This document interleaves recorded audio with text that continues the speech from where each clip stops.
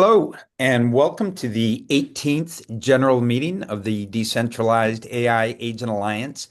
The Alliance was started by Crypto Mondays in January of 2025 with the mission to foster the development and proliferation of decentralized AI agents through education, activism, research, and events. And by events, this is an event. This is our general meeting. We do this monthly, and we get some member of the broader community to come and educate us on their slice of the ecosystem. And today, I am super happy and excited to have Albert Castellano, the co-founder and CEO of GenLayer Labs, with us today. Alberto, Hello, hey everyone. Great to be here. Thank you. where are you dialing in from? I'm in Barcelona. It's pretty Awesome. good. Yeah? Yeah. Cool. So thanks for hanging out. And I said I'll hand it over to you in about 10 minutes. But real quick, just run through a couple interesting stats. I mean, obviously, this is something I think everybody knows. We are all experiencing this accelerating pace of innovation. A few years ago, there are five major producers of frontier models. And a few years ago, they were releasing new ones every 37 and a half days between the five of them, and now it's every 11 days. So things, just accelerating, and assume it will just continue to. And they're also changing, so fast. It's amazing. Just in less than 9 months, Anthropic has overtaken OpenAI in terms of the share of businesses with paid subscriptions. So things are moving. And I'm sure many of you heard about it, but I think the AI read of the week, and at 89 pages long, it's quite the tome, is written by Jeremy Allaire, the co-founder and CEO of Circle. Super smart guy. Obviously, Circle has been one of the great successes in Web3. And it's a tome about the agentic economy, and the bottom line is, as he puts it, is the agentic economy is the on-chain economy. And again, that's probably something that's shared by everybody on the call. So real quick, we'll run through the agenda, and if you can put yourself on mute, Steve. Yeah, thank you. Real quick, we'll run through new membership intros. So if you have not introduced yourself previously, even if you've been to a meeting previously, if you didn't introduce yourself, it's a great chance. Please introduce yourself. In 15, 30 seconds, and then we'll give a quick general update on DAIAA, go through quick subgroup updates, and then we will hand it over to Alberto. And if there's time left, after he has some formal remarks, and then we'll open it up to Q&A. My guess is the time will be taken with the Q&A, but if there is any time left, we'll move to open discussion. And then real quick, by statistics, we're up to 225 members, up 8 in the last month. And if there are any new members here on the call who haven't previously introduced themselves, or please do so. Just raise a hand or start talking. Open up your mic, take it off mute.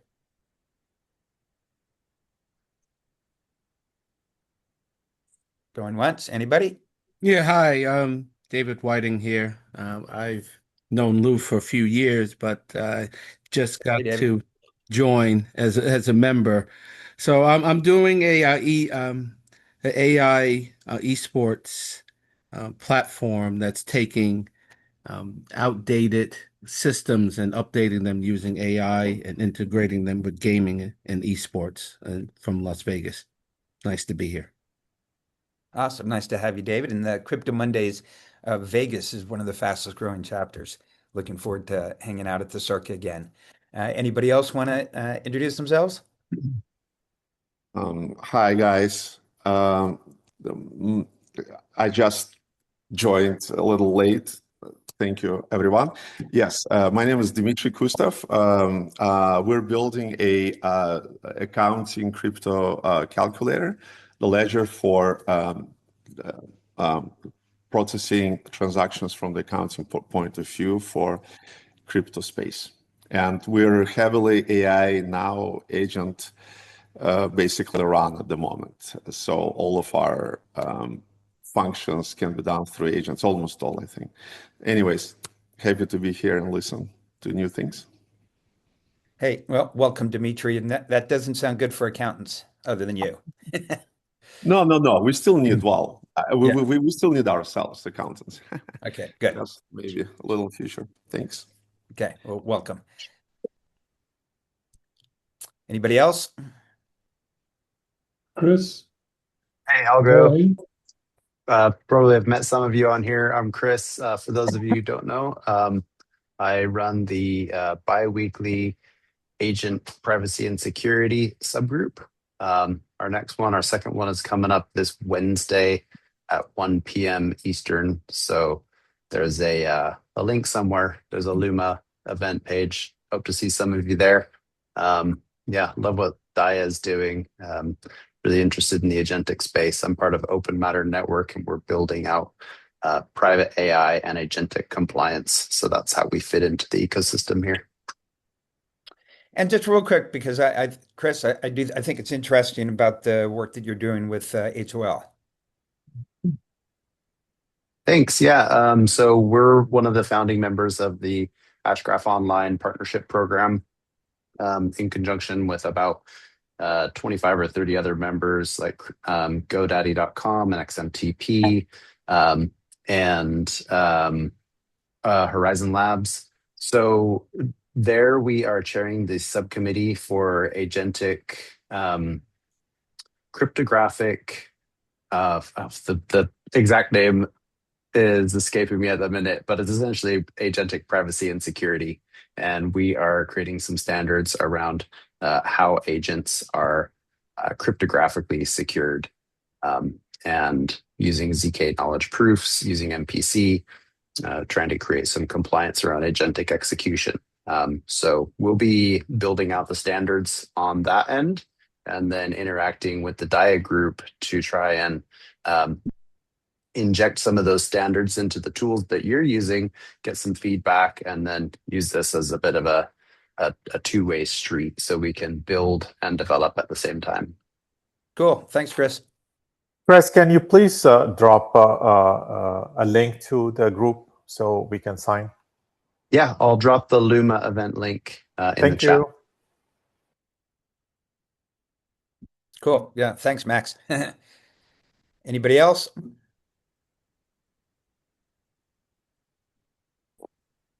Okay. Can you hear me? iPhone XS Max. Okay.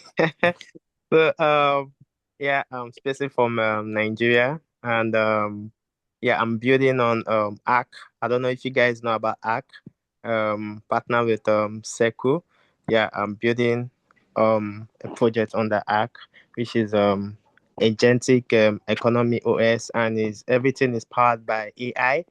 And it's just like AI agents, using agents to run your subscription, agents, working for you at the back end, without you doing any much stuff, agents running both for the developer wallet and, having its own, Seku powered wallet. You get a gateway wallet, just for just your agent, you get. So everything works, it was being built, and everything was powered by Seku wallet, you get. So yeah, that was, that's where I focus on currently. Yeah. I'm happy to be here. I'm happy to be here with you guys. Yeah. Thank you. Yeah, welcome. Drop your email in the chat. Anybody else? Brad? Hey, can you hear me? Yes. Hey, Brad Cowan. I'm founder and CEO of Distro Media. I'm a former CoinDesk and Bloomberg journalist, and with an electrical engineering background. And I have built a platform called Distroverse, which is designed as basically the agentic replacement for Substack and Medium. It's a fully functional system already. And recently we've integrated X402 payments so people can sell premium content. And we've got that working with a setup with Base MCP in combination with our distro reader MCP, which does not require any authentication. You just go, and if you want to read something that's premium content, you just buy it with your agent. So it's pretty cool. Awesome. Welcome, Brad. Thank you. Don? Oh, sorry, I don't have my glasses on, so I can't see. Somebody else has their hand up? Ivan. Ivan, thanks. Hi guys, nice to meet you. I'm Ivan. I'm from Barcelona too, Albert. So you have a homie here in the call. I moved to New York 1 year ago, and I work in security firm here on New York. We do the security for Chainlink, Binance, and we're working with the NEM Foundation. And our main job is just to bring the whole security tech stack for TradFi and link into DeFi. And nice to be here. Nice to meet you all, guys. All right. Welcome, Ivan. Thank you. Yeah, and it's super interesting for me. I don't, Ivan, how did you hear about DAIAA? About what? Sorry. How did you hear about the organization about DAIAA? No. It's the first call. A colleague of mine just let me know, like, hey, it's an interesting call, like happening on Monday. I was Okay, like, cool. Welcome. Thank you. Thank you, guys. Hopefully you'll find it interesting. Of course. Anybody else? Unknown caller. Okay. Well, that was great. So always a highlight of the call, at least for me. And if any other member has anything that they want to say, be out quickly to update the members about what they're up to. Going once. Okay, yeah, sorry. Yeah, my actual name is John Ugu, and I'm from Nigeria, Enugu State. Yeah, I actually joined. I saw the invite from Luma, and also I think I got it from GenLayer equally, and I think from there I connected, and I saw this first. So when I joined Luma, I saw it, Cool. and I said, okay, yeah. So Okay. and from there I said, let me connect, and Nice. get to know you guys. Yeah, Welcome. I'm also a builder. Cool. We'll look forward to getting more members from Africa. That's awesome. And obviously, I know there's a lot going on in Nigeria in the space. So just real quick on DAIAA updates. We've got a showcase coming up next week. Eric, I saw that you were on the phone. Are you guys going to be ready to showcase next week? Or you Yeah, we want to should bump? be. I think Awesome. we should. I think we're ready. We've got, we showed you the demo, how far along it is. Yeah, So, exactly. you guys, this is Eric Force. I'm the co-founder and CEO of Bloxy, which is basically an alternative to DocuSign that puts agreements and contracts on chain. And it also has an MCP server that allows AI agents to create and send emails to humans who might need to sign contracts before agents convert transactions using agentic commerce. We also have an open protocol called Consenti that enforces terms before transactions for agentic commerce.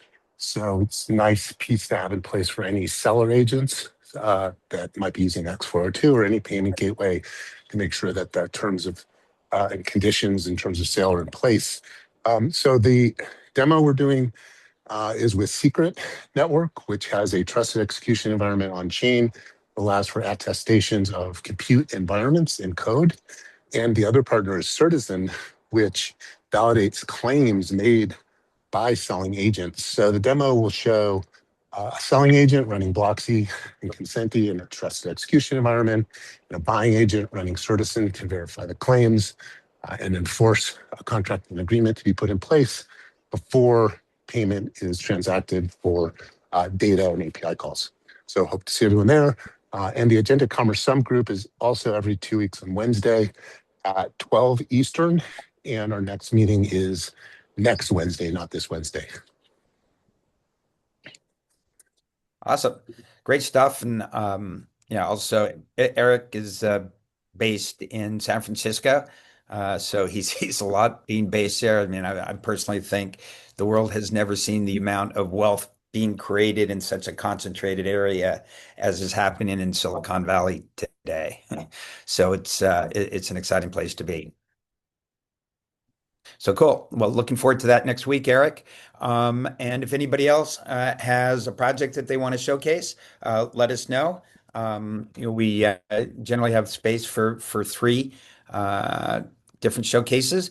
So if you'd like to show us something, let us know. We've already had, I think, the subgroup updates, and we can then move on to our featured guest, Albert. There we go. Yeah. Yeah, thanks, Lou. How's it going? All good? Good, yes. Yeah, so thanks for having me. I mean, yeah, no, I really appreciate it. And let me stop sharing. There you go. Yeah, I think you'll need to give me all right, there we go. I can do it. Amazing. Okay, cool. So let's get started. My name is Albert. My background is in computer science. I've been in the space since 2013. Multiple projects. I started the NEM Foundation. That was like a 15 million market cap project. I was the chief product officer of Radix DLT, another little one, kind of focused on scalability.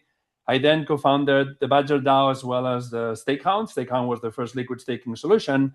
And basically, we got into hot water, let's say, when our custody solution lost 2 keys and essentially put $150 million on fire, right? And so, well, that was like 4 years ago, 5 years ago, something like this. That sounds like a good movie. That was fun, very much fun. We got all the achievements, right? We got a TRO, an injunction, we got litigation funding, we got mediation, we got everything. And so we kind of discovered how wonderful the legal system is, right? And so it kind of inspired us into what we're actually building, right? I'll get into that in just a second.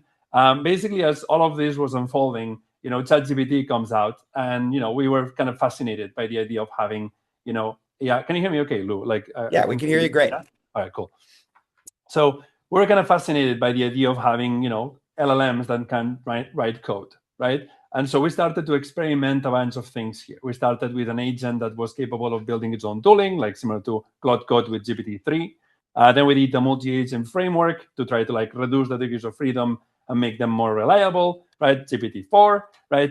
And then around the same time, it was really when the the litigation for this, for the liquid staking called Stakehound really happened, right? And it was literally at the same time where we kind of realized that the legal system is kind of broken, right? I mean, we all are here, many of us, I think, will be here because of Bitcoin, right? Bitcoin gave us freedom, right? Gave us freedom from the banks, gave us freedom from intermediaries, right? Gave us tons of different types of freedom. And the problem right now is that we're entering a very strange world where we're kind of losing a lot of power, right? Decision making is going to be taken away from us, right? Right now, it's already happening, right? The algorithm, YouTube is telling you what to watch, Twitter is telling you what to watch. Maybe you get a loan or not. Maybe you get hired somewhere or not. Right now, it's a lot about the algorithm. And it's only going to get worse from here, right? So what we're going to be talking in this specific talk is basically trust, right?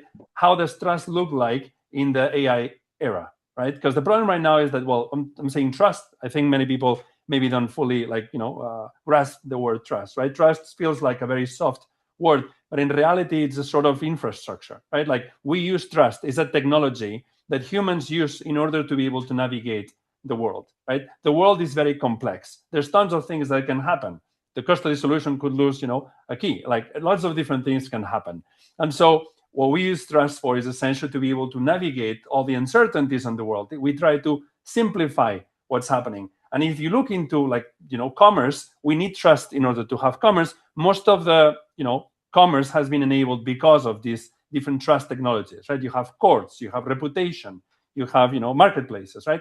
All of these are systems of trust. And the problem that we're going to see right now is that, well, these AI agents that are going to be coming online, they're going to be putting that into, a very difficult position, right? So let me share the screen for just a second. If am I already sharing? No, I'm not, right?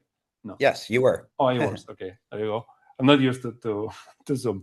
All right. So basically, the point here is, first of all, well, we think we have a thesis, which is that the next billion internet users are going to be not human, right? We already have, lots of people in the internet. We think that the next billion users are not going to be human. They're going to be agents. And these agents are quite special, right? Because these agents just never sleep. They are very smart. They are not lazy, right? They can read the fine print. They can do anything. They can operate globally. You don't even know where they are. We don't really have a very clear system of KYC for exactly being able to track who is who and like what's actually happening, right? They can hold assets if it's on chain, but really off chain it's still to be tested, right? I know that Visa is working on this, Coinbase is working on this. Actually, there's a lot of like participants that see that they will need to be able to hold assets, right? That was not the case until very, very recently. But the problem here is that these agents, like, well, it's going to be very, very hard for them to be able to trust each other, right? It's like they're going to be growing, and there's tons of theses of like different VCs. This is from Mark, right, saying that AI commerce is going to be exploding, right? We're going to have trillions and trillions of dollars of AI commerce, right? The problem is that the legal system today is already kind of broken, saturated. If you've been in any legal issue, I hope you haven't, but if you have been, well, what you will see is that it's quite biased, quite expensive, quite inaccessible. There's 5 billion people in the world that don't have access to the legal system. And the problem is that these agents are going to be able to sue each other for fun. Transaction volumes are going to go through the roof. Like the value of the transactions actually will go lower. There's going to be tons of volume, many more transactions, but actually at a lower amount, right? And so these guys can read the fine print of any contract, right? You will not be taking your agent and say, just trust everybody, don't negotiate anything, don't cut any corners. You will probably even say the opposite to your agent, right? So it's going to be an adversarial environment. And we're very used to having, adversarial environments, but just between humans, right? Like the whole trust infrastructure that we have right now, right? The court system, for example, is just really well thought for humans, right? The problem is that these machines just move so fast. It's like the legal system is going to be, like we're like a tree watching, some flies moving, and those are the flies actually doing commerce, right? Or humans, whatever, right? So we have seen some approaches to this, right? Like for sure, the AAA Association is trying to work on that, trying to like cut, the arbitration to months, for example. It's still like months is a very, very, very long time, right?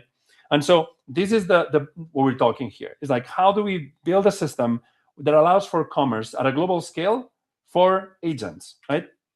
And so the main thing here is like, there's a bunch of different approaches to this, right? One would be to use the legal system. As I said before, it's very expensive. It's very slow. It's still quite biased. And so I can't imagine that, a couple of years from now, if you want to have your agent, I mean, I would like to ask, like, how many of you are actually using OpenClaw or Hermes or some of these agents, right?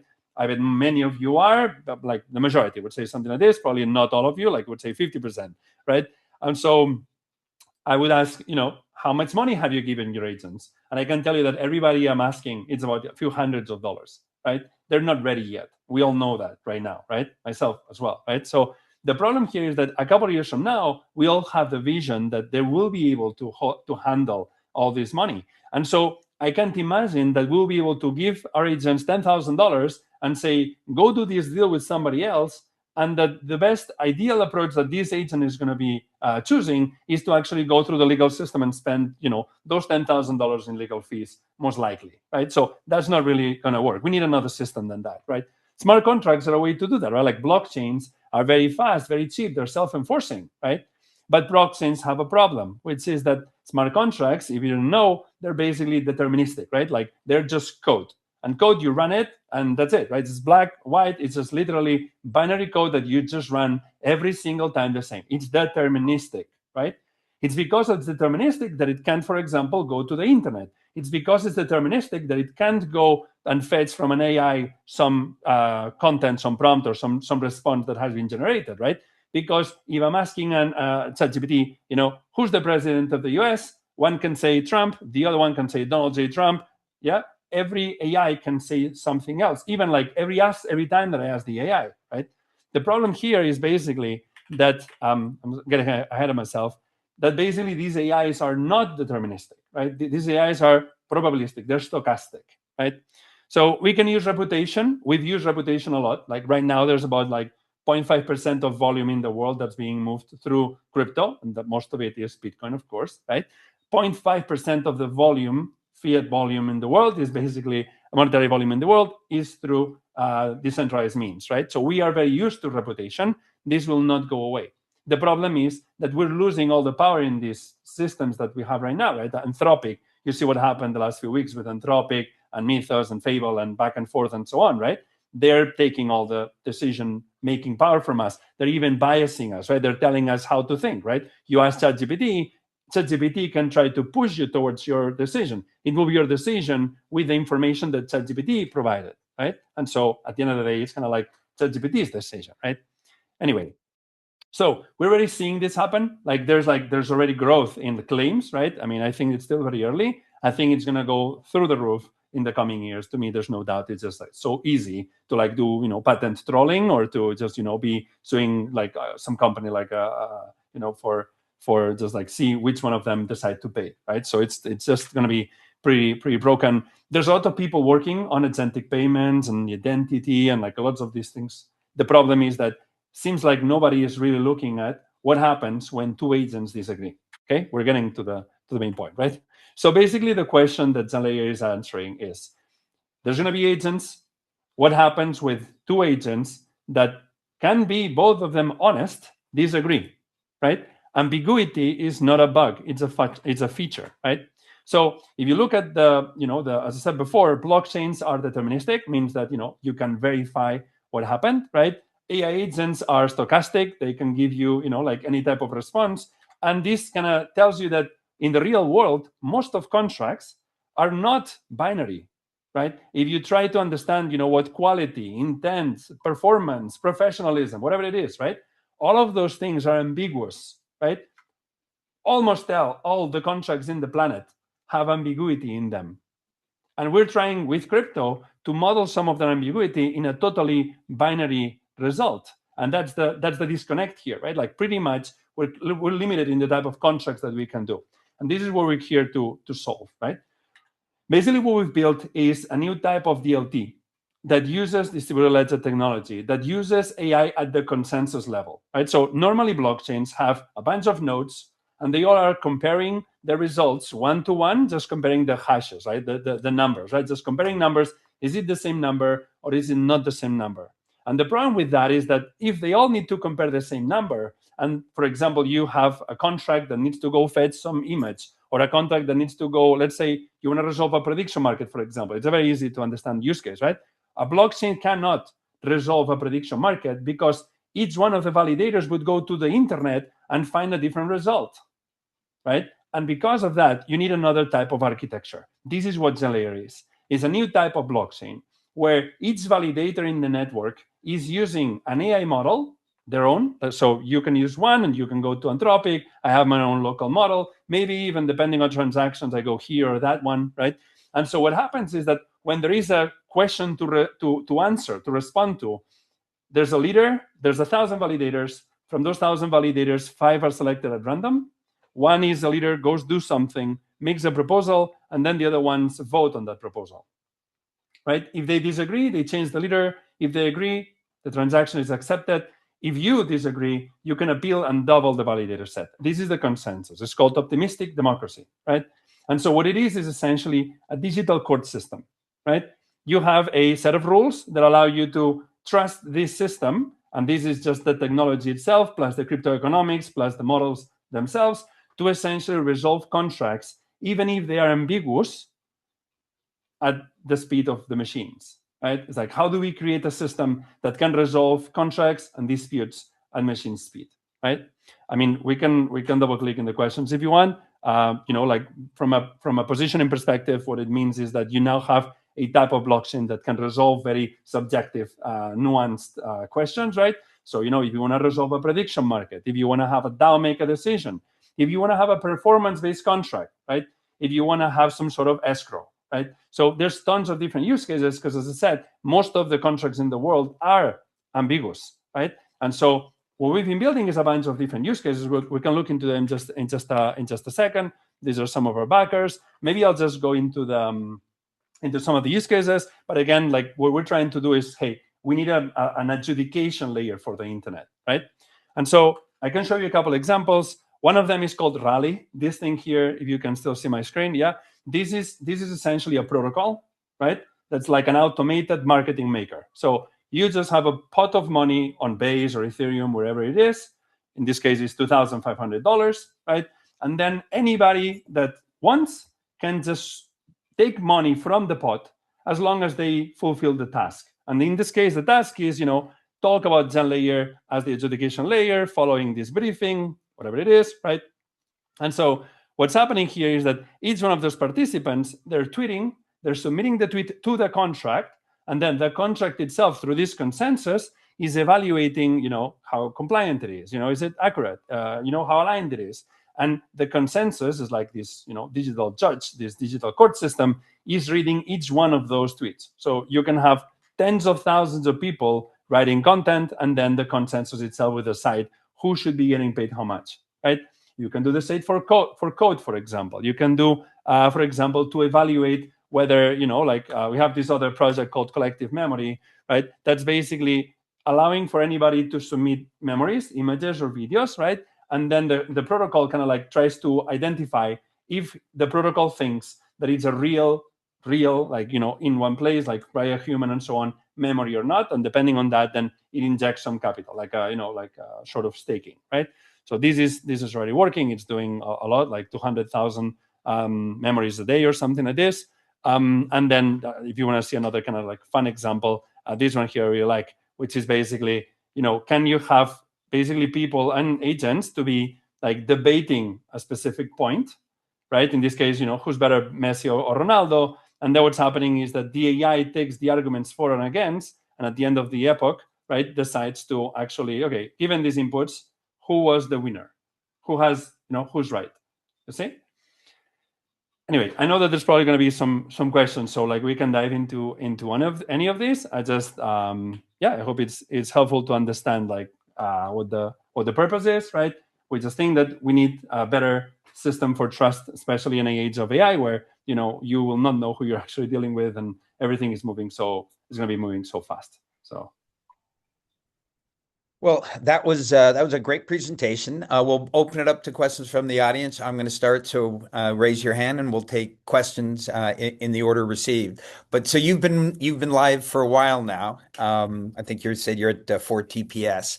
What have been the main lessons learned?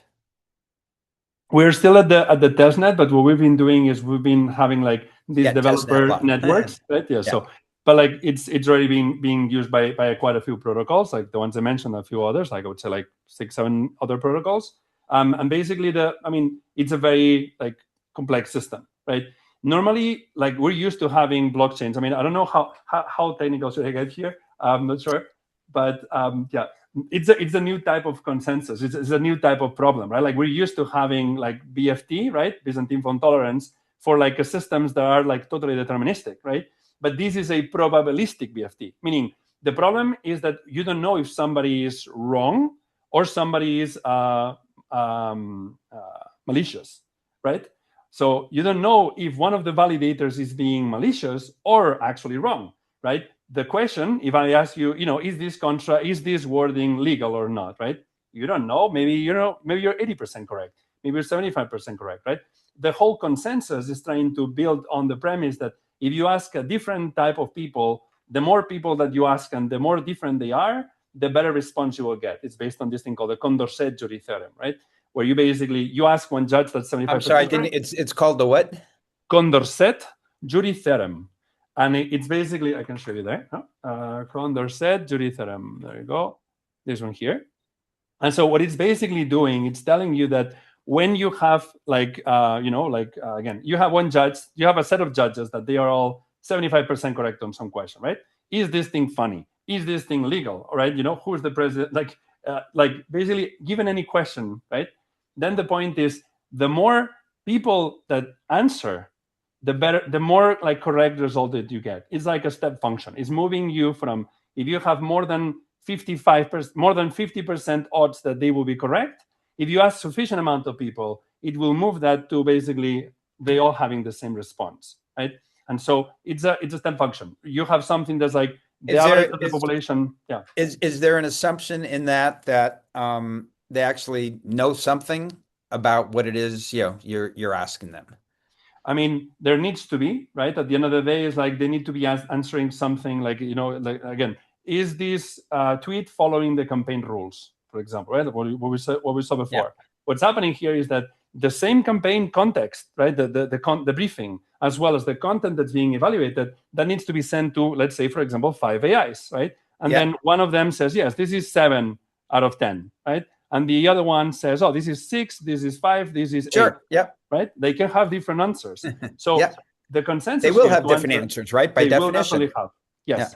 That's the key point, which is that you need to have not just a static consensus, compare the hashes, but essentially you need to allow the developer to define the threshold for which they can accept. So, for example, whatever the leader would you call that a liquid consensus? It's called equivalency principle, and that's basically like it's called. I'm sorry.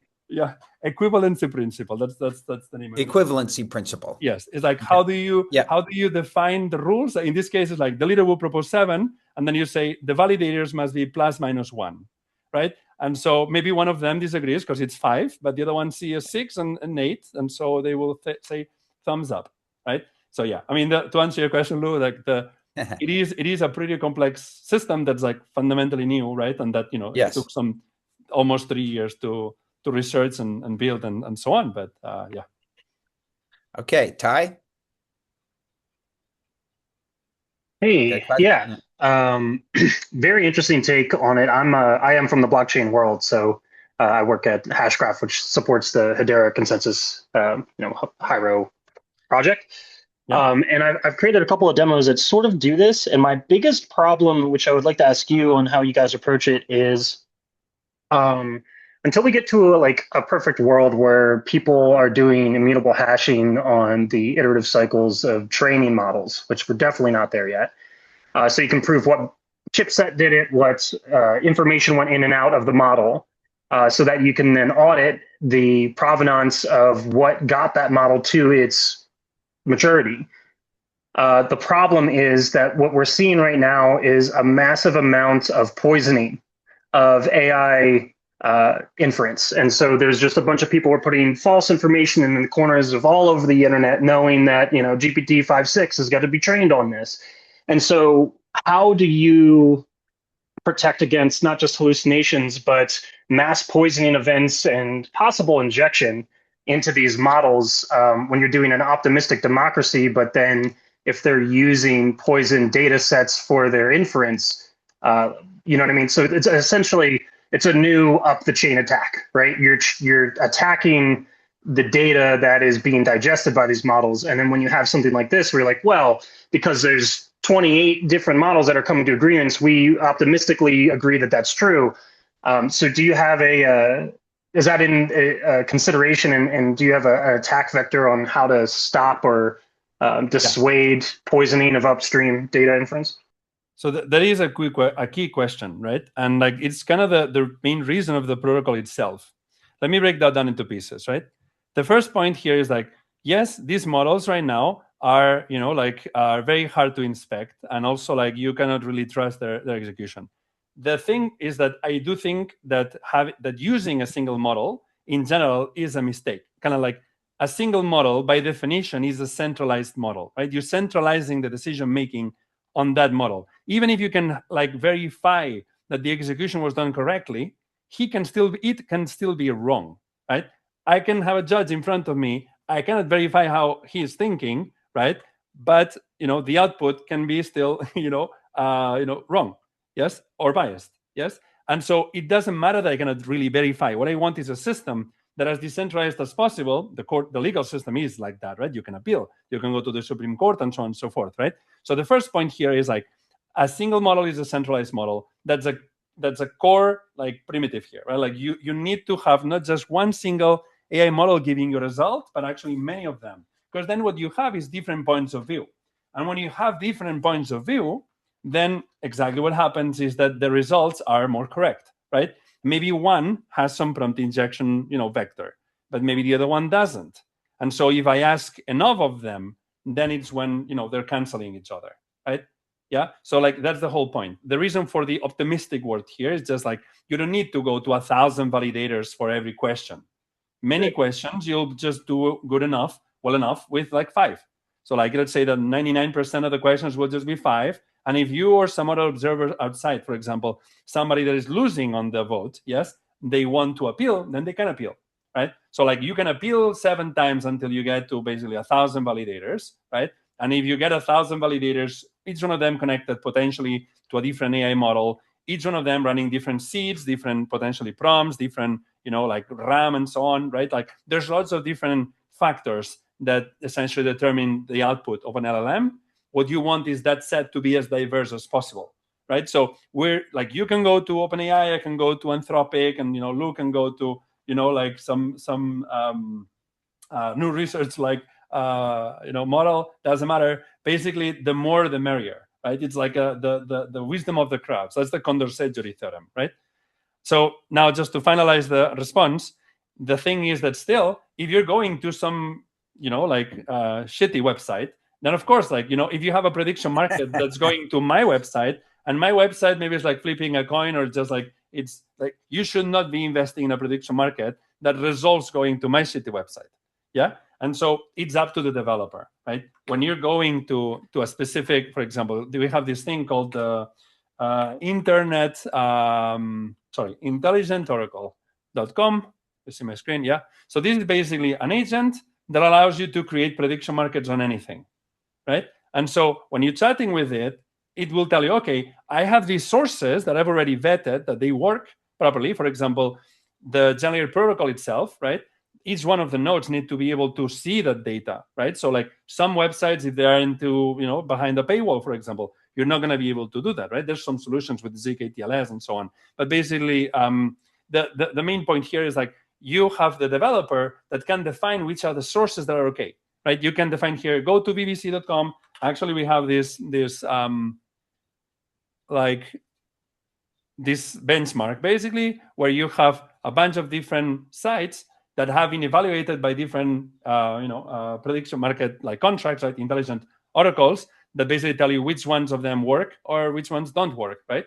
So it's up to you. Like, for example, if you want to go to these ones here, it's not going to work, right? Just very interesting. Yeah, I have a demo of something very similar to what you just showed, but yours is much more mature. That's very cool. I'm definitely going to check out GenLayer. At Hashgraph, we have this thing called a consensus service, which allows you to put any kilobyte of data onto the network that comes to consensus. And then utilizing that, an account-based architecture, I built like a very primitive POC of what you just showed. So this is very cool. And then you guys are your own layer one. Is that a fair statement? It's not. So the thing with a probabilistic BFT is that you need simple majority, and you would get essentially, you could kill liveness if you had super majority. So you literally have to have 2 layers. You have to have a deterministic layer for the payment. So let's say you have like the banking layer. We're using ZK Sync for that. So it's a generated chain will be a ZK Sync. Okay. Right. Gotcha. And then on top of it, there's the contracts that are essentially the consensus. And then the overlayer is the 1,000 validators that do the consensus and so on. Right. So where does your Merkle tree roll up of the finalized? Okay. So you're Ethereum L2? Yeah. Awesome. Thank you. So it's Ethereum L2 plus the L3, let's say, right, for the overlayer, which is the main thing, really, right? But as I said before, like I've been core in 2 L1s in the past, and I just didn't want to repeat. So there's lots. No worries. I get that. I'm actively working at an L1. I get the problems that come with it. Very cool. Okay, thanks, Ty. Dimitri?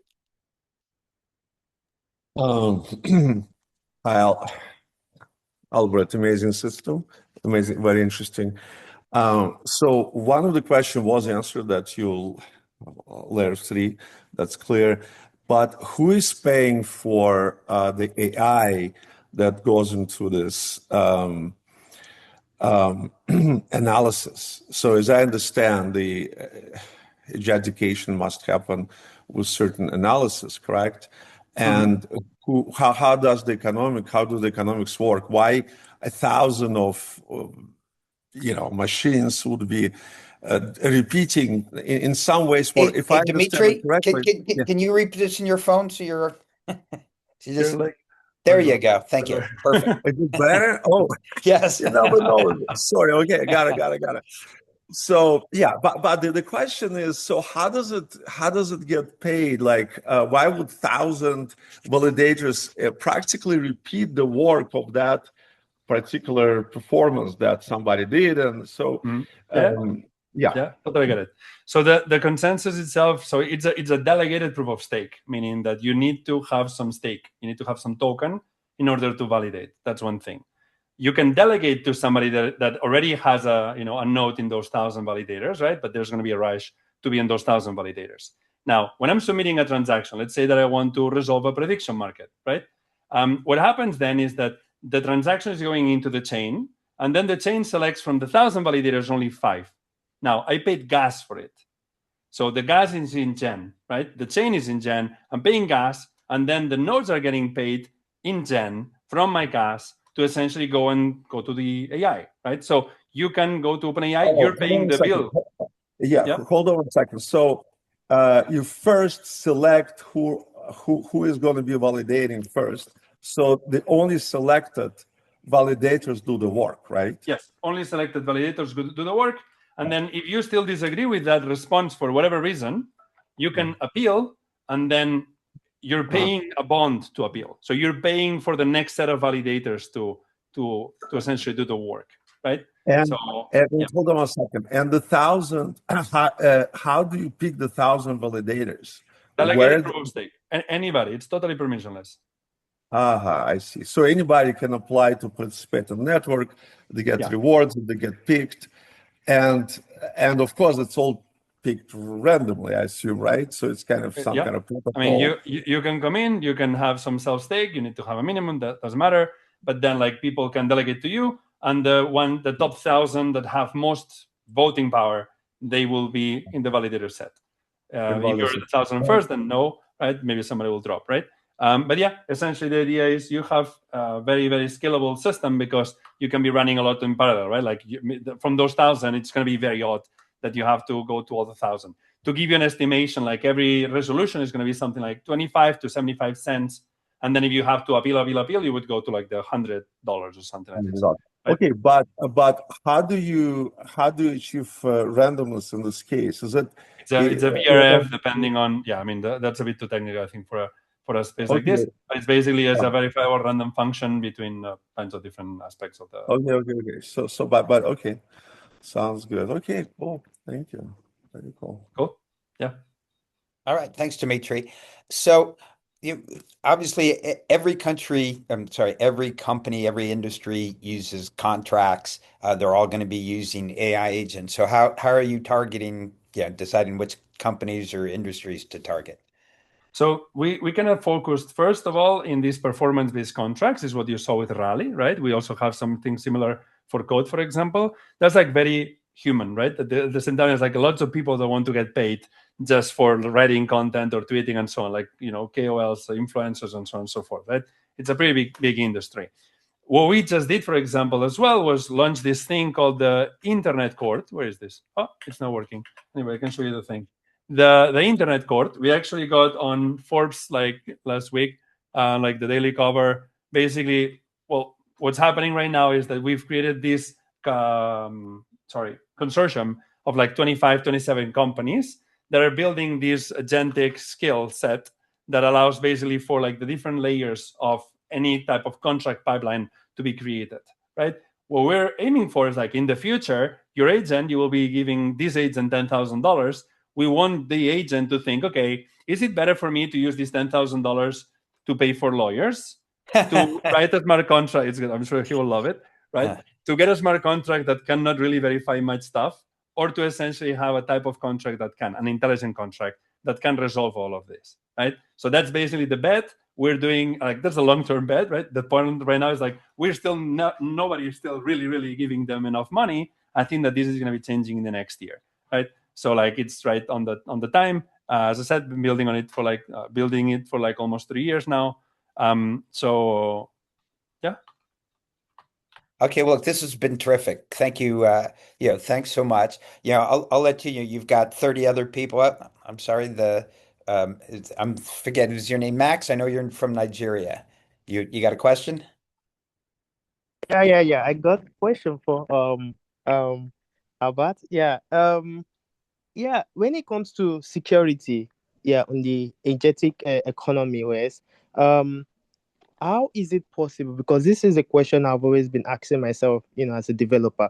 How is it possible for you to, place that security and that pirate security first when it comes to to secure the agent, to secure the blockchain, to avoid malicious attack, when it comes to the dev controlled wallet, regarding the agent you get, because basically you are ascribing this particular dev wallet to this agent, and the agent controls that particular wallet you get. So when it comes to security, how is it possible for we developers to to place this kind of rules and stuff so people cannot gain access to the agent or to misuse it? Thank you. I mean, in this case, you need to think that this is like a digital court system, right? And you need to deploy the contract on the court system, and then the court system will eventually resolve the contract when you ask the court system to do it, right? So it's like the security comes from not having a single AI that essentially can be biased and can be wrong and so on and so forth, but having a lot of different AIs that can reduce their biases, right? That can increase the correctness, right? So that's the whole point. The whole point is getting, first of all, you need to have an execution environment that allows you to create this type of contracts. We've got that. And then you need to have essentially a lot of different participants, right, that can essentially do this. And so you will see use cases where, for example, insurance companies, they can have a consortium and they can have resolution of between themselves, for example, stuff like this. You will see tons of different things. But to answer your question, I think it's very much, I think to answer your question, I would maybe show this thing. So we've got this Gen Swarms, what's the thing? Framework, right? Which is basically you can run agents, and then basically each one of them are an isolated environment and so on, right? If you want more information about this, you can go to genswarms.com. I think this is I would say that most companies are gonna like to have this eventually, right? And we have it running right now for a bunch of things like the internet court, the Rally, a bunch of other things. But this is if you chat with this agent, then it's spinning up your own agent with your own isolated environment and so on. But that's a different topic. So anyway, yeah. Okay, terrific. That answer the question? Yeah. Thank you. Yeah, thank you. I really appreciate it. Awesome. Yeah. Okay, Albert, thanks again. I'll let you have the last word. You got 25 plus folks here, on the call. Any last thoughts you want to leave us with? No, I really appreciate it, Lou, for the invite. I mean, I've been a part of DAIAA for a bit as well. It's just I've only entered a couple meetings, it's overlapping, but yeah, I really appreciate the opportunity. Great questions as well. You guys have an amazing group and team. So yeah, I mean, happy always to be around, and let me know if anybody's interested. Yeah, I'm gonna now jump on another podcast. We're launching the Internet Court actually, in 2 minutes. So awesome. Congratulations. Yeah. Thanks, Albert. Thanks, everyone. Thank you all. Thank you.